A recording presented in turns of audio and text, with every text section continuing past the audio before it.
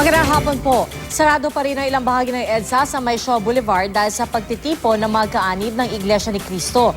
Hindi raw sila titigil hanggat walang abiso ang kanilang mga pinuno. Nagpulong ng iba't ibang ahensya para sa ipatutupad na seguridad at pagsasaayos ng trapiko sa gitna ng protesta. Nakatutok live si Bam Alegre. Bam?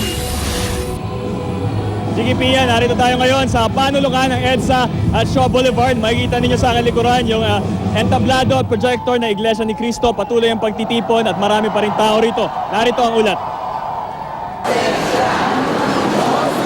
Mula EDSA Shrine, lumipat sa EDSA Shaw ang mga membro ng Iglesia ni Cristo para ituloy ang kanilang protesta laban kay Justice Secretary Laila de Lima. Dito na sila nagpalipas ng magdamag. Dahil okupado ng mga nagpoprotesta ang crossing, sa EDSA Shaw Underpass muna pinadaan ng mga motorista.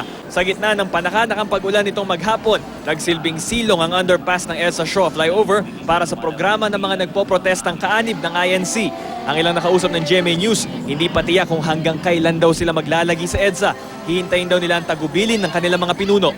Patas na batas po at huwag pong mapakialaman ang Iglesia ni Cristo po. Ang separation of church and state po. Ang pinaglalaban po namin ay karapatan po ng Iglesia, karapatan po ng religion. Ayon naman kay Ka Edwil Sabala, tagapagsalita ng INC, matatapos lang kanilang assembly kung mismo ang pamunuan ng INC ang magsasabing tapos na ito.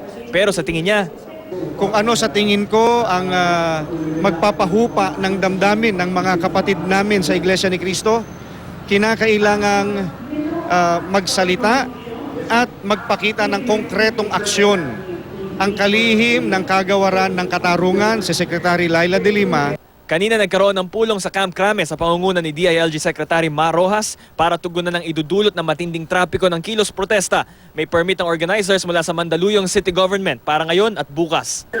Pansamantalang isinara magkabilang lane ng EDSA Shaw Service Road. Bukas naman sa lahat ng motorista ang east at westbound overpass ng EDSA. May ilang mga pasaherong hindi maiwasang maglakad para makasakay ng bus. Meron namang mga outreach na ginagawa at various levels. No? Ang kapakanan ng pangkalahatan ang siyang sinusubaybayan natin at sinisiguro natin. Binigyang diin ni Rojas na kasabay ng karapatang makapagtipon ng INC, mahalaga ring tiyaking hindi ito magiging balakid sa tinatayang mahigit 2 milyong motoristang dumadaan sa EDSA. JGP, ilang minuto bago tayo magsahimpapawid. Nagsimula muli ang programa rito. May mga awitin na nagsitayo na ang mga membro ng INC. Ilan sa kanilang mga chant ay INC, Unity at Ipaglaban. Balik sa inyo dyan. Maraming salamat, Bam Alegre.